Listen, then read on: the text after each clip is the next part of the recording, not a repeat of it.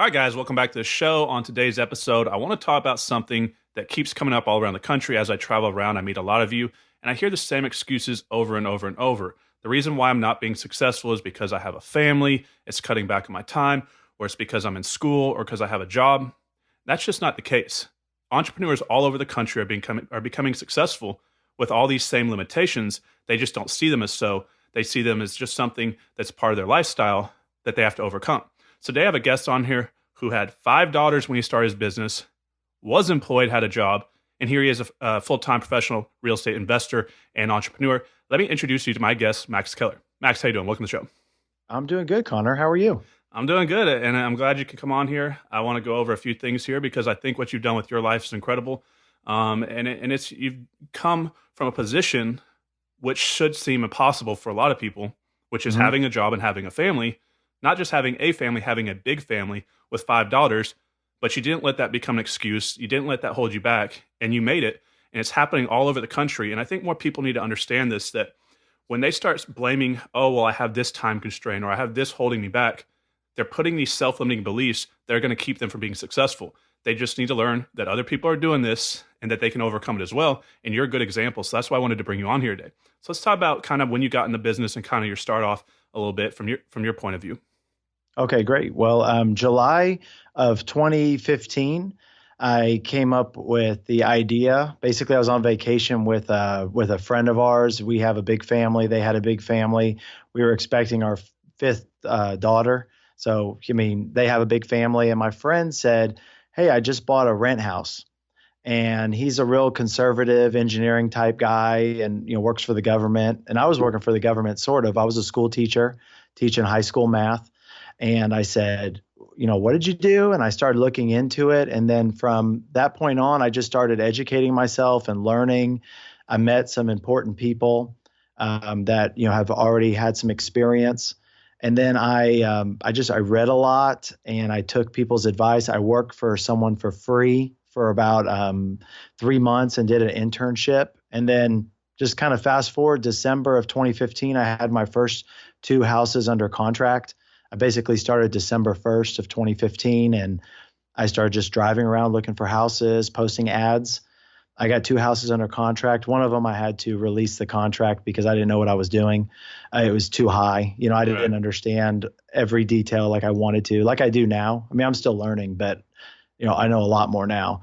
And the other one I wholesale for $16,000. And the thing that I want to, two things that are really important about that is maybe 3. One was like, I didn't know how to build a cash buyers list. So I went on a YouTube video and found a video of this guy who said, go to list source, find the cash buyers list, write them handwritten letters. I wrote 300 something handwritten letters and mailed them. Somebody responded from that campaign and they ended up buying the house. So that was important.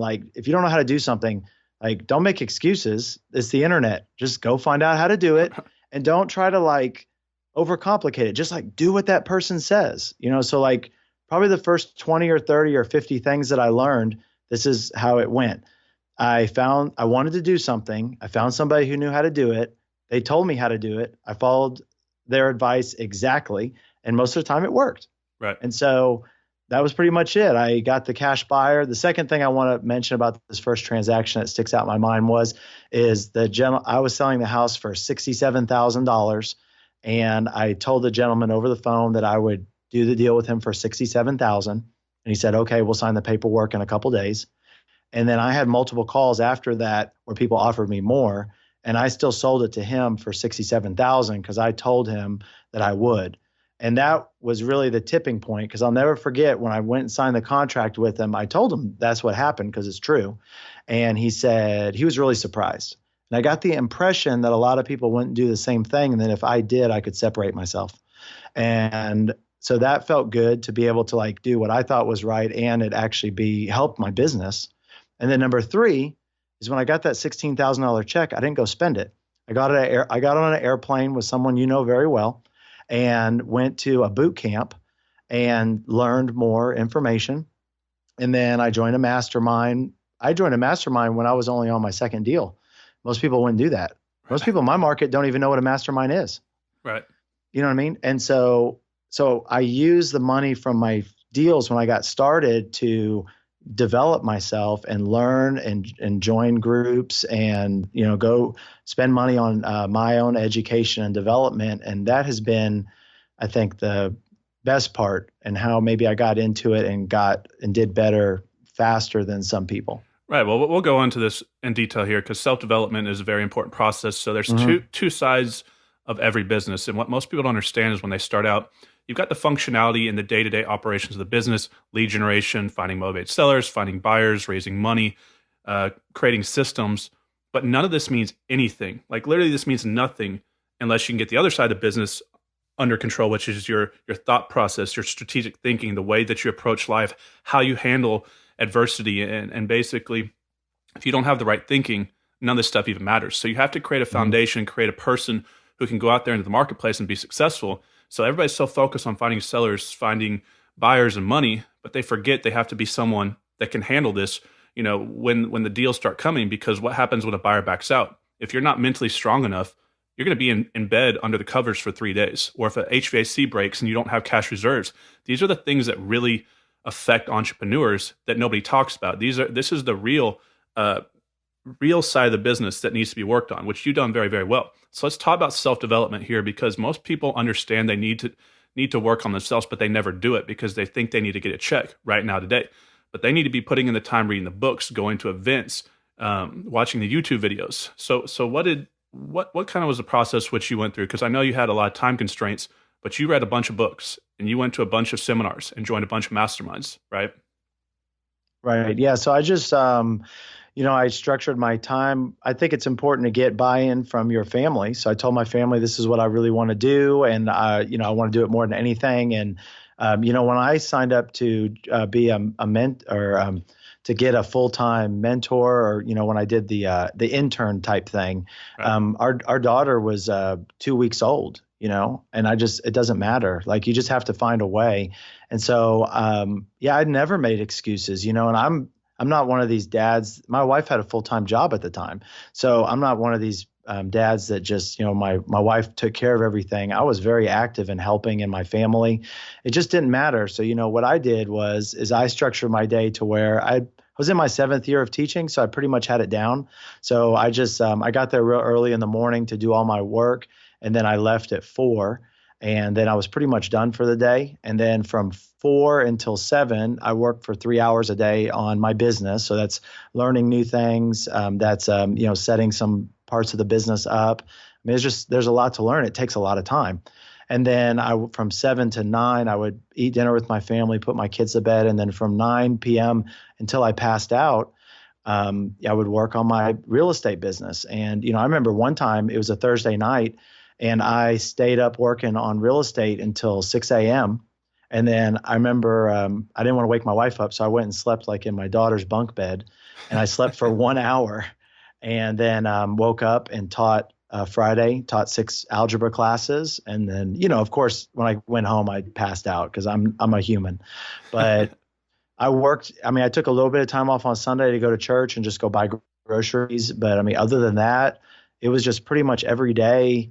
And now I still work a schedule that most people wouldn't be comfortable with because I haven't made it. And it's going on 3 years now, and I've been full time for about 2.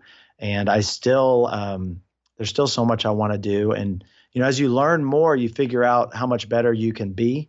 And so you just keep going and keep trying to get better. Right. But I think that first 12 months is real important.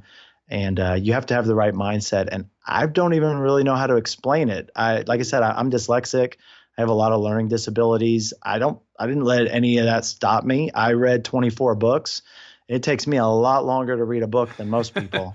Right. And Well, yeah, so just if I come, can do it, I don't know why you can't. I mean, it comes down to sacrifice. I mean, we just had Easter, right? Hmm. And if you're not willing to sacrifice something in your life, guys, if you're not willing to give up sleep, if you're not willing to give up the TV, if you can't work on the weekends, you're just never going to make it because your competitors are. It takes a lot of dedication, and takes a lot of focus, and it takes a prolonged period of time and a lot of momentum to build a business. So it's always going to take more time and more money than you could ever possibly thought, but you just Yes. keep going. So you start having a little success, then you came to this Hmm. And guys, we're only having this podcast because it's important for you to understand a lot of y'all are in this situation. So we're going through his real life story. So you got to where you started making some deals, but Right. you had a job, Right. and you get back to where most people get to, which is, do I quit my job to go full time or not? And this is a Right. big leap of faith, and this is a big moment for a lot of people. Mhm. How did it go for you? What happened in this spot? For me, after I did my first deal, I hired a virtual assistant to help me. And that was, so they could do some work during the day while I was at work. And they helped answer my phone calls and my voicemails and stuff so that, while I was teaching math. And then I would answer and return calls, when I got home. And then I started sending out some direct mail. I started getting more deals. I was doing my first like fix and flip. And basically, I just, my day job was starting to get in the way of my real estate career. And, the real estate numbers were a lot bigger. I only had to make, I was making $55,000 a year with a master's degree in teaching and a bachelor's degree in finance from a top school, and just on and on and on. And I just said, I started a business in 2008 and it failed. And the reason that it failed was not the economy. It was not because of any outside sources. It was 100% because of me. Because I thought that I knew a lot more than I really did. I thought that because I had worked a successful career in recruiting, that I could start my own recruiting business. Like I was entitled to make a lot of money. Right. And I spent time going and buying laptops and working on websites and things that didn't have anything to do with what I needed to be doing. And I didn't have very good relationships that carried over because in my mindset, I had a scarcity mindset when I was 26 and 27. And I was just thinking about making money at all costs. And I didn't have, I wasn't a master of relationships. And, wealthy people are a master of time, value, and relationships. And, and I didn't have any of that down. And so when I started the real estate business, I felt like I had a second chance on life, or a second chance on, I was 30 something, 5 or 6. And I just felt like, this was like my second chance. When my first business crashed in '08, I thought that was it. I didn't understand that multiple failures are part of success. Right. And so I was so excited that I had another opportunity, that there was nothing I was going to do that, would ever, I would just keep going forever, and I still am that way. I tell my wife all the time, I said, if something crashes and things don't go the way that, we plan, like we're going to sell our nice house that we moved into or get it foreclosed on, and we're going to move into Section 8 housing. And I'm going to go to Detroit or Cleveland or some city that's far away from my home. And I'm going to do real estate business. And I'm not coming back until I bring home enough money for us to live. Like I'm never going to stop. Right. I heard so many people with these middle-class mindsets say things like, oh, well, it's great that you're a teacher. Because, if it doesn't work out, you can always go back to being a teacher. I'm like, that's never going to happen. You don't understand what I'm talking about here. And Right. I find that if you really somehow develop that mindset, and then I don't think you can fail. Right. Well, you can't, because even if you failed, you would go right back into it. And so you're not a failure if you keep moving forward. You're a failure when you give up. Right. Business is like a puzzle. So if you threw a puzzle on with 1,000 pieces on the table, some are going to finish it faster than others, but you're all going to finish that puzzle if you just keep working on it and never give up. And that's the problem, is all these people that we talk to all around the country, you run a consulting company now helping new investors, Right. and we've done this for years. They come in and they think they're going to be successful within 6 months. And that happens for a few people, but not the masses, right? And so what happens is I have to explain to them, did you go to college? And most of them are like, yes, I went to college for 5, 6, 7 years even. Some have had multiple degrees. I'm like, well, how much money did you spend? Hundreds of thousands of dollars. And so I have to explain to them, you've been trying this for 6 months, you've put $15,000 into your business, and you're about willing to quit on yourself. Whereas over here, you went to school for 5 years, spent hundreds of thousands of dollars to basically be a slave to someone else for the rest of their life. You're trading your time, or an indentured servant, or however you want to look at it. You're giving up your entire life for a small check for comfort and security, when over here, you're trying to manifest a new lifestyle for yourself and live that dream lifestyle that you've always wanted, but you're going to give up after 6 months and $10, $20, $30,000, when over here you spent hundreds of thousands of dollars in 5 years of your life to work for someone else. It makes no sense, but they don't think of it like that. And so it's important to understand, guys, a business takes a lot more effort. And so what Max did was, what did you do next? You quit your job, right? And you went for it. Right. Yeah. I just prayed about it. I'm a devout, believer. I prayed and I saw the signs. I felt like God was putting these successes in my life and putting these people in my life for a reason. He's got big plans for me. I still don't know what the whole plans are, but he shows it to me all the time. And yeah, so I just asked my wife if it was okay, which I would recommend first. And well, it was actually, I was going to decide over the summer. And my principal came to me and said, "Hey, there's been a lot of talk that you're leaving, that you're going to start this real estate business." And, I won every award as a teacher. And he was very nice to me. And he said, "You're going to be hard to replace. So just let me know as much as, much notice as possible." I said, "Yeah, I will." So I went home and I asked my wife, I said, "Hey, I think it's the right time to leave. Is that okay with you?" And she said, "Sure. I believe in you 100%." And she has from the very beginning. And I think it's easier for, like, if somebody out here is like trying to get their real estate business started and they're not getting like support from the other side. I would say, like, what is your part in that? I mean, like, she saw me working night and day. She saw me for 6 months, basically just working 24/7, my first check, a second house under contract. And it's like, I was doing my part. And, so the question I have to people listening is like, are you doing yours? Let's stop blaming other people. Just look in the mirror. And there's been plenty of times I've made mistakes, and it's just, like I said, I've plenty of times my staff has made mistakes. I have 4 employees now, 2 in America and 2 in the Philippines. And it's like, everything that they do wrong is 100% my fault. You have to take 100% accountability. Growing up, a lot of people I knew and associated with and family members, they just blamed other people for their problems. And that is not the formula. Right.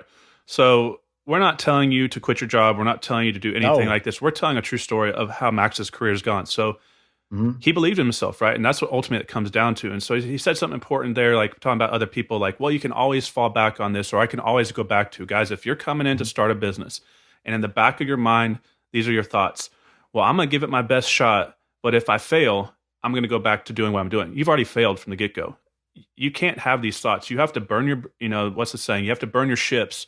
So you can't swim back across the sea. You burn your ships. It's either succeeding or failing, right? You just got to go for it and put all your energy into it.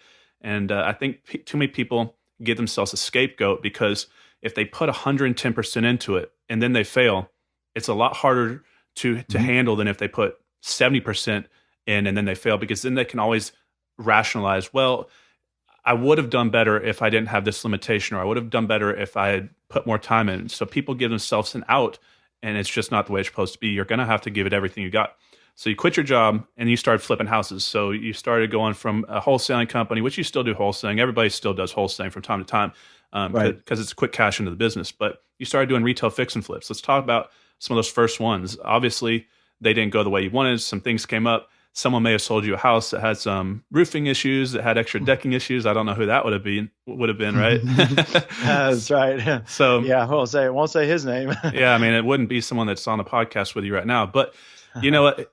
You're going to run into things, right? And so you're going to have obstacles. And people always tell me this. They say, well, when I get this just right, or when I have this lined up, then I'll do this. That's not how you do it. You act first, react later. So you get in there and you fail forward, because you can't succeed without failure.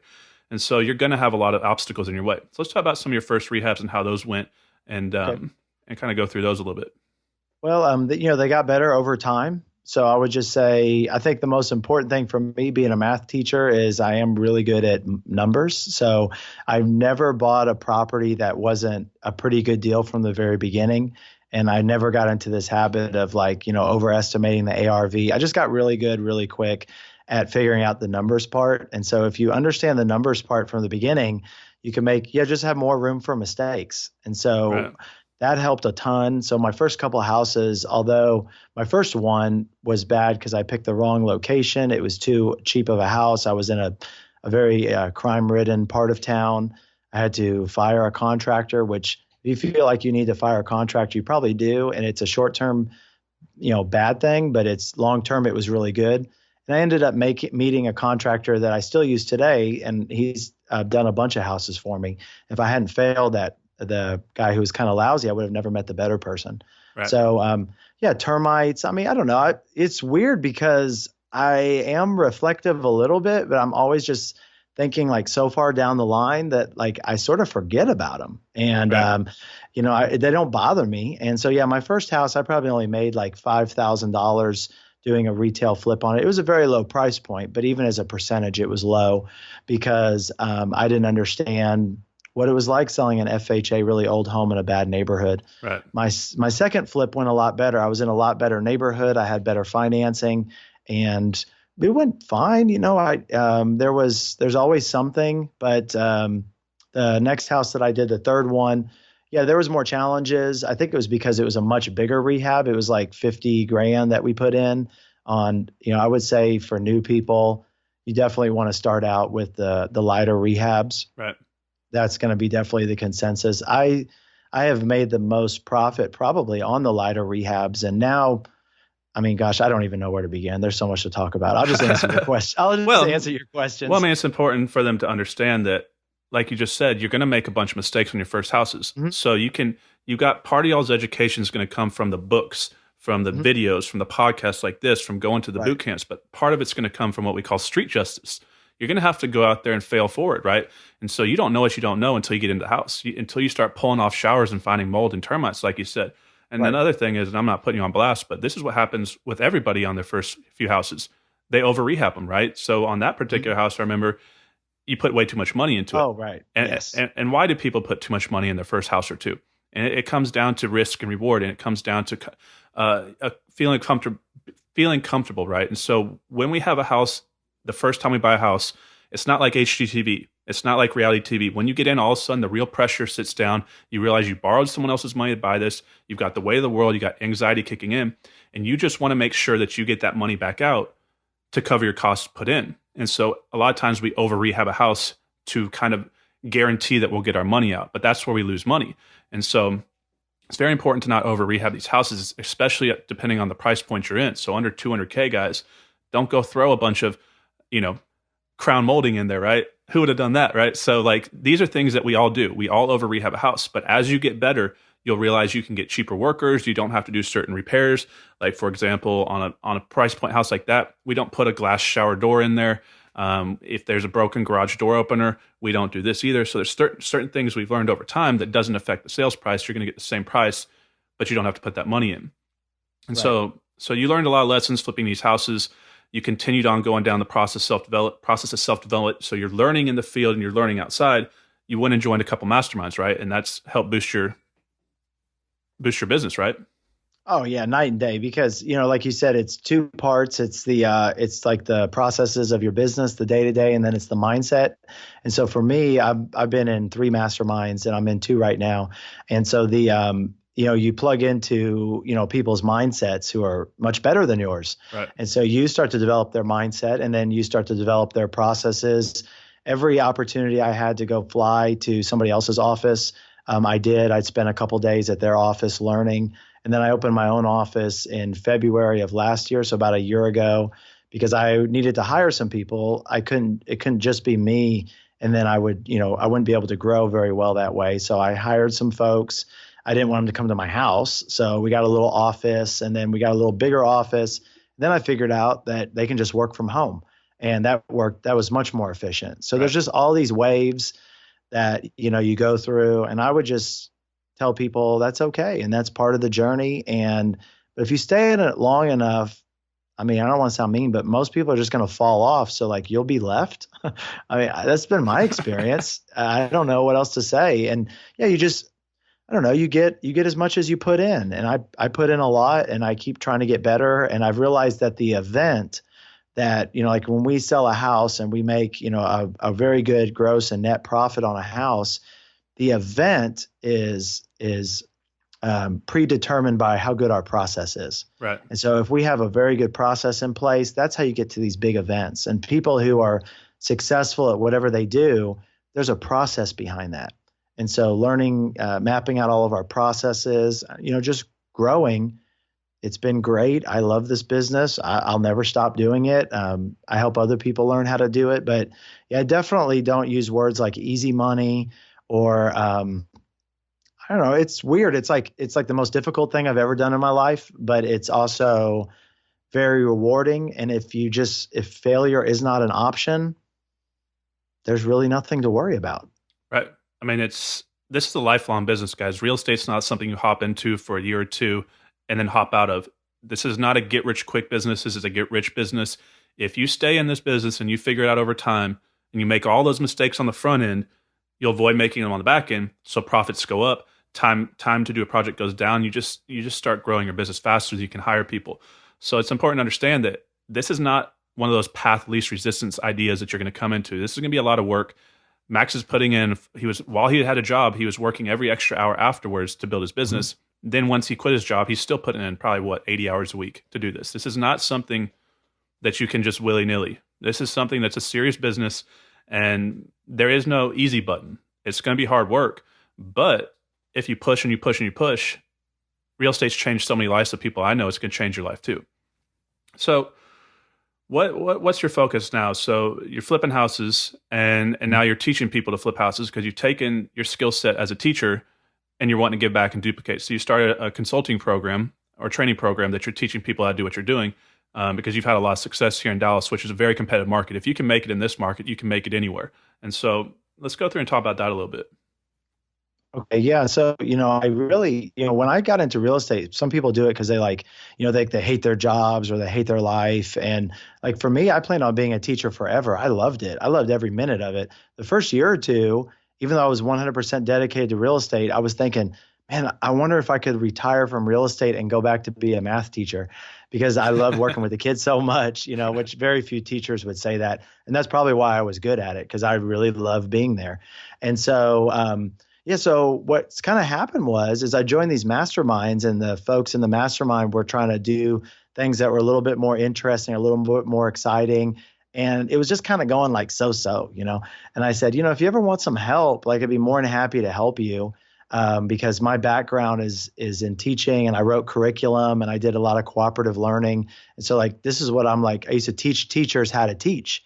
And so like people would come from other school districts and like just watch me teach for like the whole day. And, I was the example for my district. So I was like, I started doing that in these masterminds because nobody had a teaching background. So it's interesting. Like there's some people who are really, really good at real estate, but they're not very good at teaching it. They have like almost zero patience whatsoever. I actually had a lot of students like this, like my kids who were the valedictorians, right? And they were just like amazing students. They much rather just make straight 100s and like sit in the corner than tutor somebody else who was struggling, because they didn't have the patience for them. Whereas like, me, just God gave me a ton of patience. That's why I have 5 kids, and I have number 6 on the way. And so I never had a problem with that. And so I found that a lot of people in the mastermind were kind of like that, like they had no patience. So when new people would come in, it was hard to teach them. So I would start teaching them just naturally, and they would call me, and I did that for a while. And then I said, well, what if I could create something that would, just give a lot of value and show people every skill that they had to master from the beginning to the end? And so I just buckled down and wrote a lot of curriculum and modules, and I have quizzes and homework assignments, and, I'm just still a teacher. And so, right. Yeah, so I teach people how to do that. I have students now, and it's going good. I'm very selective. This is not like some huge company. I take more of a consultative one-on-one approach, and I just find people who are going to do something with the information I give them, because I do get paid for it, but I've made it pretty affordable on purpose. And I want it to be for like somebody who really wants to do something with it and change their life. And it's changed my life. But I don't want to do it so much. I don't do it for free, right. But that's okay. And so, yeah, so there's a ton of value, and I really enjoy it. And so it's been good. The first couple of people that I've worked with, they've gotten a lot of value out of it, and they really, really are happy with the results, and they know like what they're doing. For me, how I've approached this is that you have to learn skills, and the skills that you have right now is probably getting the pay that you have right now. And as you develop new skills in the marketplace has a different value on those skills. And so what my goal has been for my students and my curriculum is to teach people skills that, like, if I get hit by a bus, like they have those skills for the rest of their life. Right. They're skills that work forever. And so like learning how to develop a scope of work that makes money is a skill, and that skill makes money.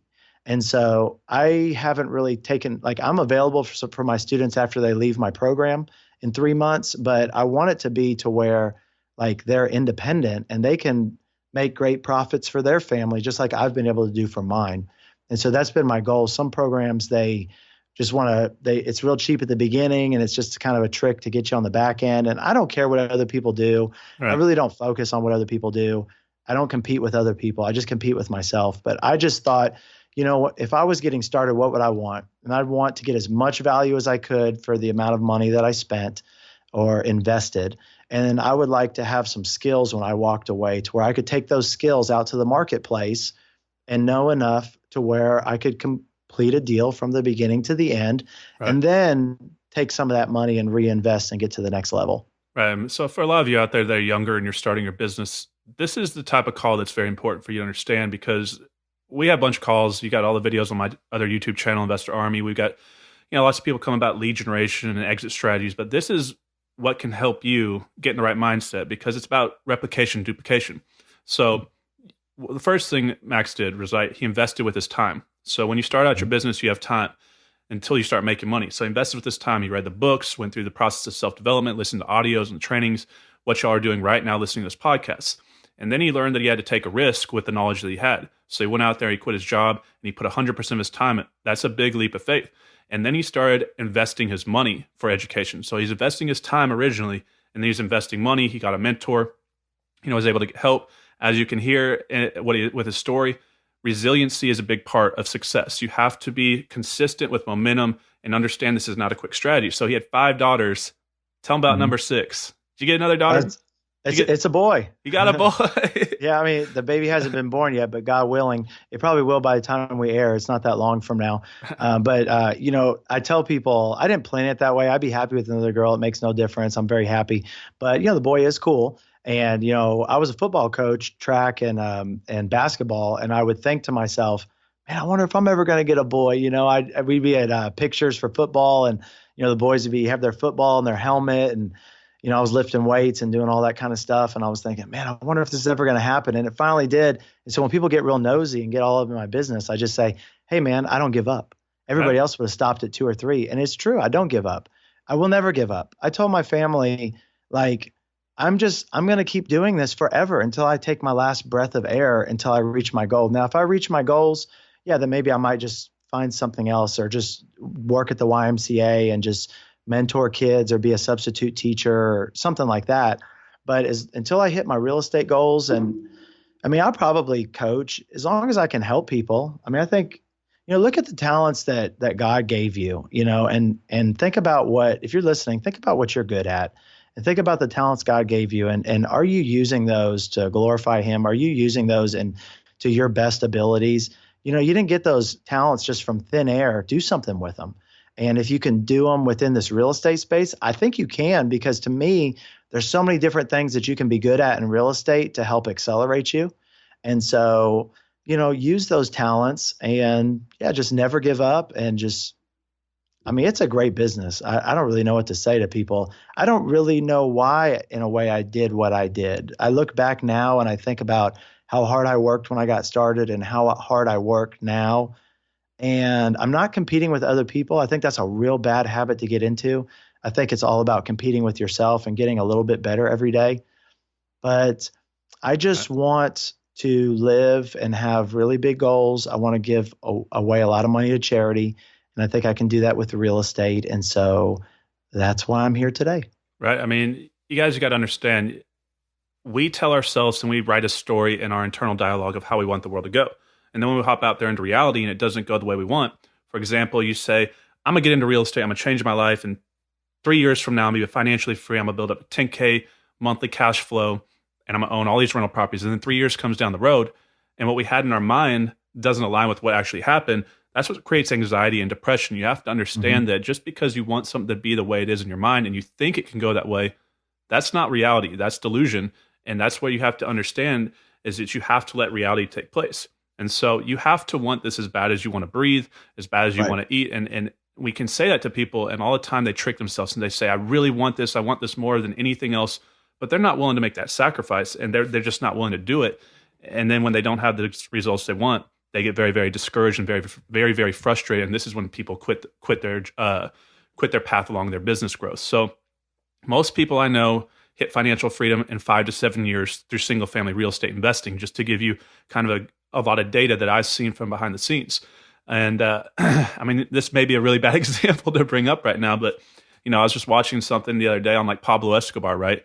And when he was 19, he said something to, I forget who it was, that he said, if I don't have $1 million in my bank account by the time I'm 21, I don't want to live anymore. And then he got to a point where he's making like $100 million a day. But it just shows the mindset of people who become successful. You have to want it so bad that it's the only thing you want. You have to create this obsession over it. And I promise you, even though you don't see what your competitors are doing, they're working round the clock. They're not making excuses, and they're just never going to give up. And that's why they become successful. And I don't think enough new entrepreneurs get to see what other people go through, because they just see someone at a snapshot in public, and they see them on stage or they see them out there at an event, and they say, I want to be like that person, but they don't see what they went through to get there. And so that's something interesting that a lot of people need to understand, is that it's a lot more work and a lot more money to build a business than they're thinking. Now, I agree. Now, the other thing is, as you get intertwined in the business and become more successful, other opportunities come up, which is now how he's got a secondary business that's symbiotic with this first one, which is he's teaching other investors how to do what he's done, which is what a lot of investors do. They go into other branches, they get their insurance license, their mortgage broker, they start a consulting program. So guys, as you go along this path, you're going to have other opportunities. So you just got to keep going. Is there anything you want to bring up that we haven't talked about your path? I mean, I know you've made an incredible journey over the past few years, and now you're flipping houses all over DFW. We may be buying one this week that we just looked at. So what advice would you give to some of these individuals? I mean, obviously work hard, stay consistent, and don't give up. But I mean, for those who've got families and those who've got jobs, what would you say to them? Well, I think that until you get like a good control over your personal finances, it's going to be really hard to build a business. Not like it's going to be impossible, but something that gave me an advantage is I had, over the course of 4 years, paid off all my credit cards and saved up a little bit of money to get started. So I do think that helps, because I think if you just spend all the money that comes in and that's your mindset, it's mostly a mindset that leads to that event. Then, when you have your business, it's probably going to be the same way. So that's not maybe a good way to get started. For me, I think, the personal development is huge. Making, networks with people, and then, reading. You're the only person that can educate yourself. You're the only person that can read for yourself. And then, what helped me is just not giving up and learning every day. And, it's okay to be patient with yourself. It's not going to be an overnight success, but at the same time, you're going to have to take some action. I had already kind of been weaned off of like television and radio and a lot of the things that normal people do. I didn't really spend a lot of time on the weekends doing things like that. So actually when you have a big family, you have to sacrifice a lot. And when you start a business, you have to sacrifice a lot. So actually, in a way, having a big family was a real benefit, because I wasn't just selfishly all about me and my time. And so it was sacrifice, which is how it started, wasn't as difficult because I was just used to doing that. And then, I don't know, I want to give like everybody like this. I would just say to new people that the people who are doing this, like, not to take anything away from you or me, but as far as just like pure intelligence goes, it's not like you have to be like a rocket scientist to do this business.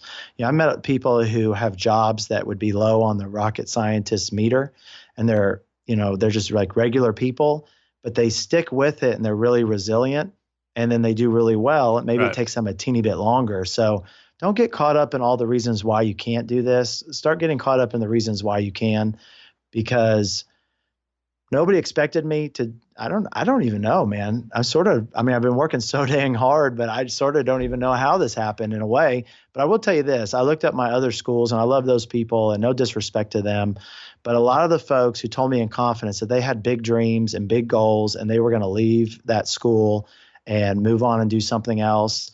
Like, I looked them up like last week, and like they're all still there. Right. And so it's like, you're either going to do it or you don't. And I just want, I felt like this was my last chance. Like, I was running out of time. Like, I live every day like it's my last day on earth, and I'm in a constant race because I don't know how long I'm going to have. Right. And I'm on this planet. And so I think if you have it, I think it's probably about 99% mindset, to sum it up. Well, I really do. like if it comes down to it, and all y'all know my background, so I was in the high stakes poker world, so I understand putting bets down, right? So if I have Mhm. the option right now to put money, say I had $100,000 and I had to bet on someone who is going to work that 80 to 100 hour week, Right. as compared to someone who has a 1600 on their SAT, or they're a doctor or a lawyer or someone, these highly educated individuals, the reason why they fail so much at business is because of ego and because of wanting to stay comfortable. A lot of times they feel entitled, they feel like they deserve to be successful, so when they start Right. something and they don't have quick results, they quit easier. So now if you take someone who's highly intelligent and they're willing to put the time in, clearly they have an advantage. But this is not a rocket science business. This is a cookie cutter business. You learn how to do it one time, and then it's rinse and repeat, rinse and repeat, rinse and repeat. I know people that were homeless that figured it out. I know people that used to drive dump trucks that literally are now multimillionaires, started with absolutely nothing, and that's why this business is so great. Right. So look at Max. He just told you he saw this as his last shot, right? So he was Hmm. 35 when he started his business, had 5 kids, had a full Hmm. time job, didn't have a bunch of money raised up. He started basically from nothing. And so Hmm. these are all the same excuses I hear from people. And they usually give me one of them. But you had all these supposedly limiting beliefs or limiting factors and variables in your life that, Learning disabilities. I mean, right, I could give you a million of them. Who cares? What's that going to do? right, That'll make no sense. right, And now I pay myself a salary every month, which is like double or triple what I made as a teacher. And I made more net income in the first 2 months of this year than I made in a whole year of teaching. I look at it and it's just mind boggling. And another thing I would say, if we have any more time, I don't want to no, no, hog the no. show, Yeah, we got, but I would just say that it is good to see. I'm on the opposite spectrum. So, like, some people celebrate like way too much. I don't celebrate at all. So every time I hit a goal, I would be like I would be like this, and that was a celebration. And then I would set the next goal, and I was always like, man, why am I not at my goals? I'm in these masterminds. Why am I not making millions a year like these guys? I'm a loser. I got to get in gear. Let's go. And I never call myself a loser, but you know what I'm saying. And so the point is like, it is okay to celebrate a little bit, and that's what's helped me lately, is just having these little, like when I hit a mini goal, because I've learned that successful people, it's their daily actions that roll up to weekly, monthly, quarterly, yearly, 5 and 10 year goals is how you become successful. This is not instant gratification business. You can't just stay up late one night and then hit all your real estate goals. You have to stick with it. And I think that's why a lot of people fail, is because they're not seeing the progress, soon enough. Because all the other right, things that they're in, it's like, instant gratification. You drink 5 beers, you can do that pretty quick. You're going to feel good. For this, it could take 6 months. I mean, I invested 14 months in a relationship with somebody, a lot of blood, sweat, and tears, and then I got a referral from them, and then I saw that in my bank account. right. But it's 14 months. That's delayed gratification. And so I think that that's important. And then, yeah, just not giving up. And man, honestly, I don't even know why people don't do well in this business. I mean, it's a big city. There's a lot of houses. I think there's 462,000 single family residential homes in just my county. And then your county, there's even more. And there's 5 or 6 big counties in DFW. So you can't find a couple of houses a month. You can't figure out how to get somebody to lend you the money. You can't figure out how much to pay for this house and how much to sell it for when it's done. You can't figure out how to call some contractors and ask them 5 or 6 questions and figure out if they're any good or not. You can't figure out how to pick 20 or 30 things to get done. Right. And then, I mean, come on, seriously? This is not that crazy hard. It gets harder. It's easy to get started in a way. It's harder to go from a few deals a year to 20 and then 100. And the more people you have, the more complicated it can be. But Right. like I said, right now I got somebody flipping 3 houses for me, and my project manager. I haven't been to any of them. And if you had asked me, well, I went to them to buy them, but I haven't been there since. And I just look at the pictures and it's on schedule. And if you had told me, it's hard to conceptualize that, like when you get started. I just took faith that the people I was hanging out with, like, they weren't totally full of crap, and that was realistic and that could happen. And turns out it's true. So Well, lucky me. that's why I brought you on here, because like you asked, why do people fail? Why do people give Mhm. up? And you basically have all the major reasons. So we have a lot of data. I run a consulting company, so I see a lot of students come through. I see a lot of people, number one, I have a job. Number two, I don't have money. Number three, or a job, or I'm in school. Number three, I'm too old, or whatever it is, right? Learning disabilities, right? So these are all the same things, or I have a family. These are all the Right. same excuses everybody makes, but you had all these going against you. You had a Hmm. family, a job, a learning disability, no money, no time. That's the other one is Right. I don't have enough time, but they're saying I don't have enough time because I have these other excuses. So guys, if Max can do it, and he started in 2015, here we are in 2018. Now he runs multiple successful businesses. He's got Hmm. students that he's teaching to replicate and duplicate. Hmm. He doesn't have to go to his job anymore. He's financially stabilized his condition as a real estate investor. Hmm. He's got a new house right now that he just rehabbed that he's moving into. He's got new Yep. cars. He's got a new lifestyle, and he's going to give his children a lot better future, right? And so, yes, Yep. this is doable. Just stop making excuses and don't believe what everybody else tells you. Don't listen to, like, if you don't have, and that's one of the things he did. He had a supportive wife, right? If you Hmm. have a wife or a mother or a father or a friend that's telling you, oh, you're stupid, this is not for you, F them, right? Don't listen to them. This is your life and your future. Do it for yourself. Do it for you. They don't know who you are. And maybe you've gone out there and kind of failed before or tried other things. But in business, you only have to succeed one time. You can try 9 businesses and fail 9 times. And that 10th business, if it hits, it's going to pay for all those costs of those first 9 businesses and propel you forward to a better lifestyle. I mean, it's just how it is. So you just keep going and keep going. So Yep. if you have anything else, let's stop out now. Otherwise, just like I say, appreciate you coming on here, telling your story. Yeah. It's an inspiration to a lot of people, and I think it can. It's not like we got on here and it's like, oh, Max did a $10 million deal and he just changed his life. No. Like this is what No. a lot of people drop in their mind that they can do in real Mhm. estate. He got in, he worked hard, he didn't make excuses. He had all these limitations that everybody tells me all the time why they can't make it, and he made it. And I see this Mhm. over and over and over, guys. This is not just Max is not unique. It's happening all over the world in all sorts of different businesses. It comes down Mhm. to a belief in yourself and relentless work ethic. Yeah, and I didn't know anything when I got started. I mean, HUD one. I mean, nothing. Like, there's still a lot of stuff. I was at a house and some electrician was talking about something. I just said, can you like show me what you're talking about? Like, I have no clue what you're talking about. And it was just some real detailed thing I never heard of. And he's probably thinking in his mind, man, how did that guy get to be boss? And I'm like, well, I didn't get to be boss by trying to master everything. I mastered the important things that I needed, and I have people that I lean on. And you're not gonna know everything. Right. Some people might be doing one deal and making $10 million, and I would just say good for them. That isn't what I did, and I just slowly got into more deals and more profit deals. And the other thing is don't worry about how many deals people are doing.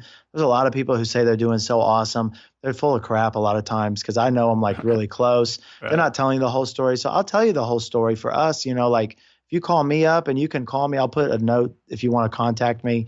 You can go to my website and book like a 15-minute call. It doesn't cost anything. And, and all that. And if you want to ask questions, I'd love to help you.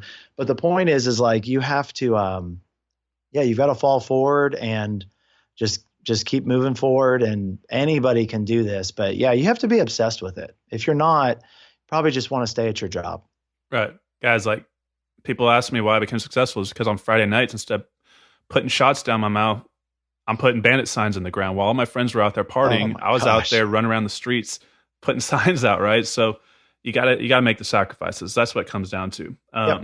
Max, give me your information. How do they reach you? Okay. Well, I have a couple different websites. So we have a remodeling and a foundation website. If people are trying to get their houses ready to sell, we in DFW we help you with that. So that's Save Your Remodeling and Save Your Foundation. If somebody has a house that they want to sell, the company is Save Your Realty. And then my consulting business, where I do coaching and I have free videos on there and educational materials, is Save Your Realty Academy. So you can just search for that. And there's some links to contact us if you want to talk, and phone numbers you can just call, talk to Scott, my assistant. He answers live. And like I said, love to help anybody who's serious. If you're not serious, why don't you try to figure out how to be serious? And when you are, contact Connor or me. I'm not everything to everyone. So if you want to learn how to be a multifamily expert, I wholesale, but I don't teach people how to wholesale. I don't like trying to be everything to everyone and try to act like I'm an expert in everything. If you want to learn how to wholesale, call Connor. He knows how to do it really well. He does it a lot.